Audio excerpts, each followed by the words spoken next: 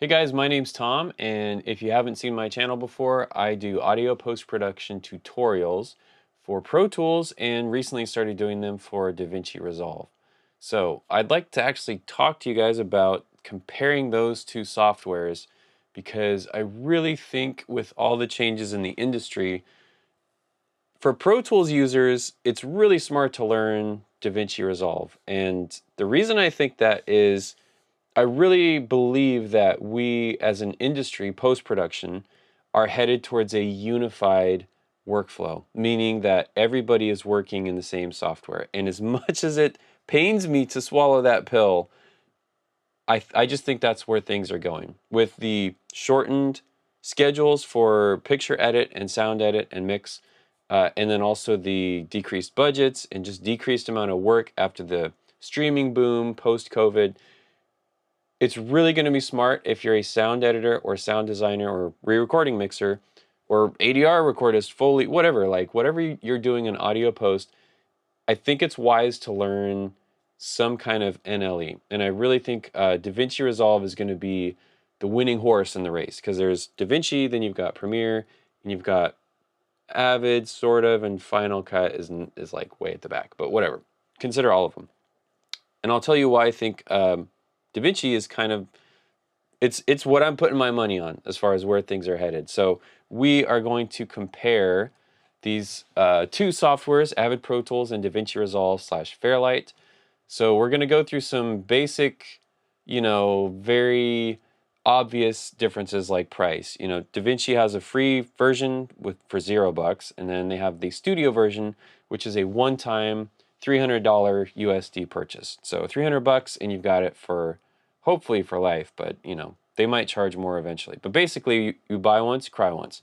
For Pro Tools, you have the studio and ultimate version. I'm not counting the free version because you can't really do audio post-production with it. So that's going to cost you $300 to $600 per year. So that adds up over time. Obviously, if you're making 100 grand a year, who cares? But for somebody just starting out, that's some pretty decent coin.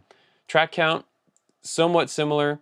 Fairlight, you can get the audio accelerator and get up to 2,000 tracks, but I mean, 1,000, like you're probably not going to go over 1,000 tracks. It probably wouldn't play well with 1,000 tracks from what I've seen. In Pro Tools, 512 tracks with Studio to 2048 with Ultimate. I have barely touched the like 300 to 400 track count, so if you're up here, congratulations.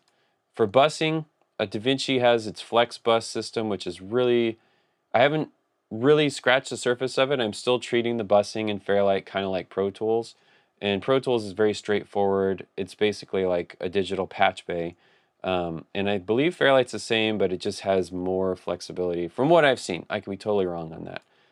And then both support multi-channel, Atmos, I think binaural or Ambi-X, I'm not sure, but Atmos, yes. Surround sound, 517.1, yes, and obviously stereo mono too.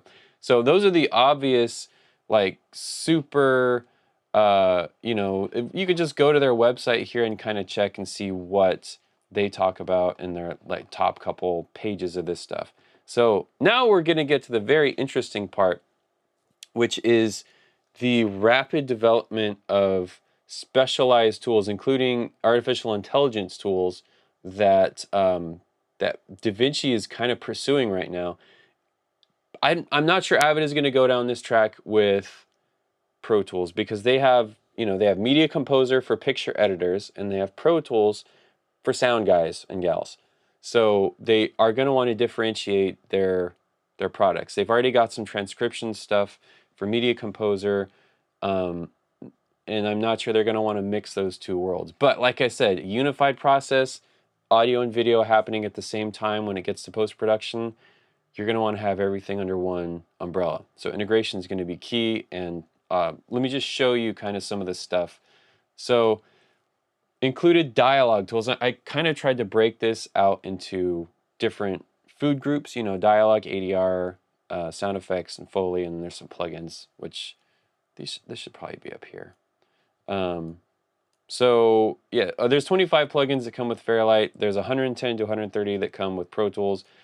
You're not going to use 110 or 130. You're not going to use all these because like audio post-production, you need EQ, compressor, reverb, noise reduction, maybe upmixing, but I don't think anything comes with Pro Tools for upmixing. So 25 in Fairlight seems like it's kind of light, but they give you what you need to get the job done. Pro Tools does too, and then you've got different flavors of compressors. Like it comes with a bunch of interesting emulations of like LA2A and 1176. So some post people use that, but that's more for music. So anyways, the cool advanced stuff, the dialogue tools. In Fairlight, you have clip-based processing. You know, like if I wanted to do an AI dialogue leveler for this, I could do that. With the studio version, there's also more noise reduction tools, but you can also do similar things on the track level. So like on my mixer here, I can add a noise reduction, I think they call it restoration. So Fairlight Effects, they have a noise reduction plugin I can add, and then it's like, that's kind of cut and dry, you know, basic stuff. But there's a really cool thing they started doing with Resolve, and they are doing like there's a sound assistant that will kind of organize stuff, even including splitting speakers off of a single recording. So it will checkerboard different speakers to different mics without you touching it, which I haven't tested out, but it seems like as that develops and becomes more solidified and stable, it's going to be pretty useful for just getting stuff going. So Pro Tools doesn't have any of that stuff. It has a field recorder guide track, which is where you can sync up the production dailies with a guide track. However, if you're working in DaVinci and the project was edited in DaVinci, then you just go over to the Fairlight tab and you start working with, hopefully, their multi-track recordings, and you can just start working on them in the same software that the picture is being cut and recut and recut and recut in. So that is, it kind of negates the need for this field recorder track, you know, syncing up an assembly, because you're working natively in the software that the picture is being edited in. So this stuff, it seems like Blackmagic is just all over it. They're developing things. They also included voice cloning in it's an add-on you get in the studio version. So I put that in the ADR tab because, you know, you might ADR a line that was a little crunchy, or there was a bump or a car honk or whatever on it. With voice cloning, you can train the software to the actor's voice, say the line the way you want it to be said, and then apply that preset to your recording to clone the actor's voice, obviously with consent and everything. There's some ethical issues with voice cloning, but I have tried it and it works really well. Like, it's seamless. So that, just as far as knocking out ADR cues, that's a pretty big game changer. I don't like saying game changer, but I'm gonna say that is, to be able to clone somebody's voice, not have them come in and do ADR. Like, if I was an ADR recordist, I would be pretty, not scared, I would be very cautious about career choices, because if you can just clone the actor's voice, I've already seen this being used in big budget things. They clone the actor's voice, no more ADR. You just say the way you want them to say it, and the cloning processes it to make it sound like, you know, whoever you want. So that is a huge deal. They also have some ADR queuing workflows, which, you know, will give you like a script, and you can even shoot the ADR inside Resolve. So that's really cool. Pro Tools doesn't have any of that. I mean, I'm sure they'll come out with something because they're going to want to stay relevant, but there's nothing like that right now besides just doing region groups. So next we have in Fairlight, there is a Foley sampler, and you can manage your sound effects library. Pro Tools, you get Workspace, which is very basic. It's basically a search engine for a hard drive. So like I said, there's a sampler for Foley. You can actually perform the Foley on your keyboard with tapping your hands for footsteps. Super cool. It looks like there's a little bit of a with the sampler, there's other sounds too, like for backgrounds, but obviously if you're working professionally, you have your own sound library, which they have a sound library manager. None of that in Pro Tools, unless you again count Workspace. So for external repair, this is something where at first I was like, I don't know if I like this. It's kind of weird, it's kind of janky. In Resolve, or Fairlight, I guess it would be, if I wanted to, for example, clean up this audio, I would right click and go external audio process and then send it to isotope. And it's going to send it to isotope. And it takes, you know, a couple seconds to launch isotope. And then I can do my keyboard shortcut processes to take out ticks and pops and do whatever I want. Now, here's where I need to save. I'm going to save the file. And it saves it as an isotope file. And then when I go back into Resolve, if I zoom in, you'll see the file name has isotope. So I don't have to send the audio back to DaVinci. I just save it, and then it automatically updates the file. Here's where there's a really cool feature. If I go, let me think, is it timeline? So I'm still sort of learning this stuff. Audio operations. Nope, it's not that. Audio. Here we go. Layered audio editing, and then I have to do view layers, show audio track layers. So this is super cool. It's almost like a built-in undo. I've got my original dialogue down here, and then I've got my cleaned up on top of it. So if I wanted to mix and match, you know, I could, I think, bring this on top. No, enable. Disable. So now I can go back to the original. It's just like having an X track on the actual track. And the nice thing about this is it's going to move as the picture edit shifts. So that is awesome. Like, to be able to checkerboard within a track and do that, that's huge. I can see myself really getting into this workflow. So that's awesome. Audio Suite in Pro Tools, it processes the audio, and then you have to go back and find the original or save it on an X track. So that workflow is kind of honestly a pain in the neck, and I'm not a huge fan of that.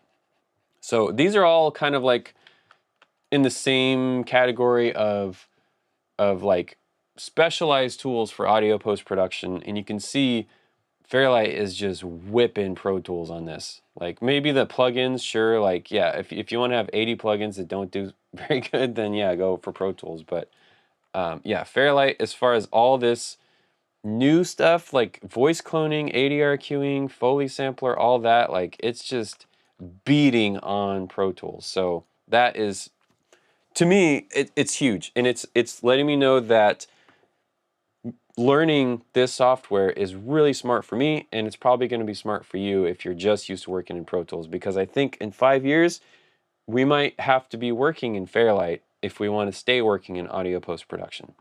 Okay, so loudness monitoring. In Pro Tools, you have to get a plugin. There's free plugins, like you can get Julian loudness meter. Okay, so actually you can use the limiter, sort of. I mean, yeah, so really the Pro limiter is the only thing that you can use that's built in, and it's pretty limited. The loudness monitoring in Fairlight is pretty great. Let me show you on this other screen here. So right here, you have this, and you can change the scale, like it's got YouTube, Disney, Netflix, you know, EBU R128 is pretty standard, BS 1770-4 is pretty standard, ATSC 85 is for like film trailers and that kind of thing. So all you have to do is flick that over, and it's going to tell you short-term max, range, and loudness units, dialogue level, integrated level, right here. I don't have to add any plugins to it. So to me, that's a pretty big deal. Monitor calibration.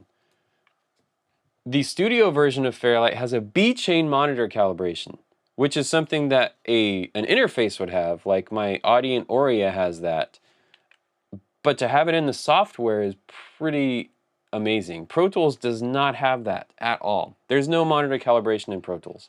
So you can set up B-chain calibration, like I'm sure it's EQ and delay, like the standard stuff.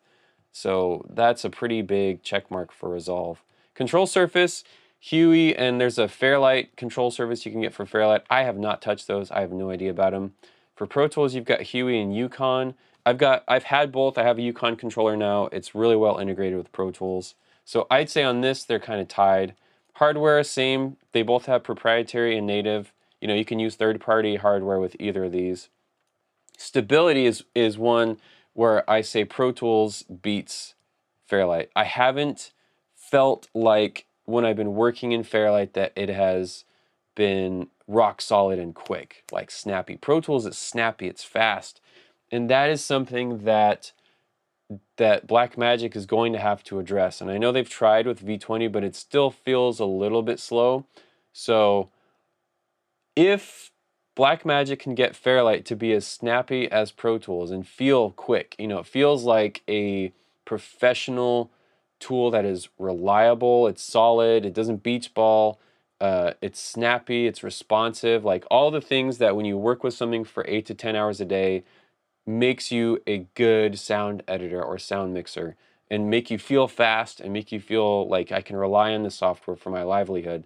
If they can get the stability up to that level, I really think the adoption rate is going to speed up. So that's something where Pro Tools definitely has a beat, and it's huge. This is huge. Like this alone can kind of negate a lot of these other ones, because if you're using something professionally, it needs to be professional, and stability and speed are both what makes something professional. So editing speed, I'm still, you know, I've been using Pro Tools for 20 years, and I've been using Fairlight for maybe a year. So obviously I'm going to be faster in Pro Tools, but just the editing tools alone and the kind of waveform draw rate and the speed with which you can do stuff, Pro Tools for just editing, for sound editing speed is still faster. So prevalence, Pro Tools is super established. If you talk to, or listen to any podcast or talk to sound designers or sound editors or re-recording mixers, if they're operating at a level that gets them like Emmy nominations or Golden Reel nominations or lots of IMDb credits, they're using Pro Tools. They're not using Nuendo, Logic, Cubase, Cool Edit Pro. Like they're using Pro Tools. So Pro Tools is established. It's an industry standard. And if you are doing post-production, audio post-production, right now, you need to know Pro Tools. That's just kind of how it is. For Fairlight, though, I feel like DaVinci in general as just a post-production platform is increasing in prevalence. I feel like they're taking some market share from Premiere, from Adobe, and maybe Avid a little bit, but Resolve is still kind of the indie darling. It's the guy working out of his garage, or the you know, small post team on like an indie feature or a documentary. When you get to the professional, like, you know, big shot level, I feel like not as many people are using DaVinci. DaVinci is still kind of the punk rock option, which I like because it's a little bit, you know, it's like the dark horse or option or whatever you want to call it. But I think it's going to increase. All the stuff they're doing to improve the usability of the software and really tempt people with kind of the, you know, shiny fishing lures, all that stuff is going to, I think, increase their market share. So I really think DaVinci is kind of the future and a serious contender for like the king of post-production. So accessibility, super easy. I mean, you go download a fully featured free version from their website. Pro Tools is pretty limited. The free version is very kneecapped. You need like an iLok dongle, and you have to make an iLok account, and you have to install Avid Link, and like there's just a lot. It feels like you're kind of chained to this behemoth when you enter into the Pro Tools realm. Automation, both of them are pretty advanced. I put an asterisk on Fairlight because I've played with it enough to see that it's not quite as robust or smooth or responsive as Pro Tools. It doesn't give me the confidence of like, yeah, I can use this and everything's gonna be there when I open the session back up. Like there's some weird stuff that happens with media management and projects getting corrupted that I haven't really seen in Pro Tools as much. It still happens in Pro Tools. I've still had to rebuild sessions track by track because of an error, but yeah, Fairlight definitely feels a little more janky. Video tracks, you know, if you're working in Fairlight, you're working with a live edit. You could definitely work as a traditional workflow where the editor sends you a single video and they would probably send you their project for Fairlight, but maybe you don't need all the video clips, you just need the audio clips. But you could very easily work in a live edit situation where the picture editor is still editing stuff while you're working in Fairlight. So you're not going to be conforming things. Like, it's just, you know, there's a collaborative aspect of it, which is kind of the next tab. Pro Tools has 1 to 64 video tracks, 1 being the studio version and 64 being ultimate. I've never used more than like 2 or 3 for different versions.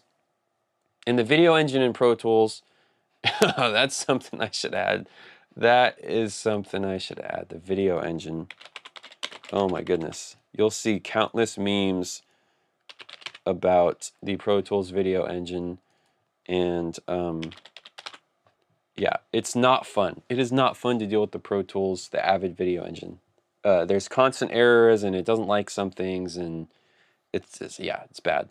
The video engine in Fairlight, I mean, it's a piece of editing software, so yeah, it's pretty solid. They can also both hit external monitors. Like, I use my big TV to play a Blackmagic Studio 3G monitor. It's probably reversed, the name of that, but it's an external video hardware device that gives you a full quality, full screen video that can be like 10-bit color and everything. So both of them will look at that and play back the video, you know, with minimal problems. Pro Tools is a little more like, I don't know about this. And then collaborative, there are Pro Tools projects or like the online whiz-banger, you know, cloud stuff, Avid Cloud, I think it's called.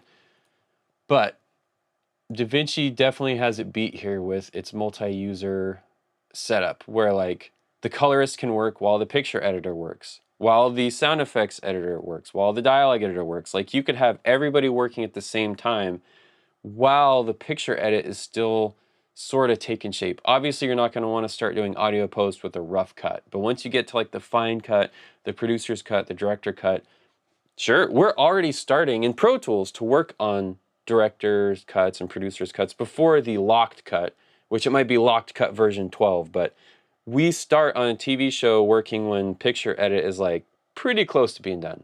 And then we have to conform, which is great because we can build time for that. But imagine a world where you could just have the cut updated with the new material automatically and not conform your session. That would save us a lot of wear and tear on our hearts and brains.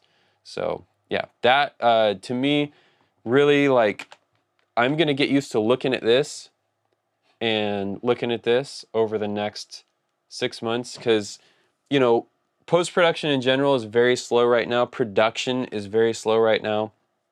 There's just been a huge drop in the number of productions being made. And so now is a great time to learn about the differences between, oh, I had this up because I had it. One thing I need to learn, these tracks say error. I don't know, it's not really telling me much about the error, it just says error. So there's a learning curve with any piece of new software. If you guys know why this is and how to fix it, let me know, because yeah, it says error. I don't like that, so I was Googling that. But you know, look at the differences and similarities between Pro Tools and Resolve / Fairlight, because this is free. You could start learning this today. You could start learning Fairlight and DaVinci Resolve today. And I'm going to do my best to share the little bit that I'm learning, because it's a learning process for me. I'm not an expert in Fairlight. I would say I'm an expert in Pro Tools, but I'm trying to transfer those skills over to Fairlight, because I really think that in the next 5 years or so, the audio and video worlds are going to be unified into a single piece of software, and I feel like DaVinci has it figured out. So I'd be grateful if you guys would learn along with me. Tell me topics you want me to cover, specific topics. Not like, oh, what software or what hardware should I buy, but like, hey, I want to know how to do this dialogue editing technique in Fairlight, and I will learn along with you guys. It might be a little bit painful because I'm not a Fairlight expert, but I'm hoping to use my learning journey to share that process with you guys, so that if you want to do the same process, if you're a audio post professional working in Pro Tools, you can come along with me on that journey. Or the other thing is, if you're a picture editor or director who's working in DaVinci already, and you want to learn how a professional dialogue editor or professional re-recording mixer would tackle those tasks in software that you're using right now, it's another great way. And you guys can actually collaborate with me, because there's going to be things I don't know. And if you can correct me on those things, or say, hey, Tom, try this instead, it helps me learn, and it's going to help a lot of other people learn as well. So thank you guys so much for checking this video out. I know it was a lot of talking and not a lot of showing, but over the next couple months, I'm going to be doing a lot of showing with tutorials in DaVinci Resolve. I'll probably go back to Pro Tools, bounce back and forth, so that we can talk about the differences, and you guys can learn along with me. So thanks again, and I'll see you on the next video.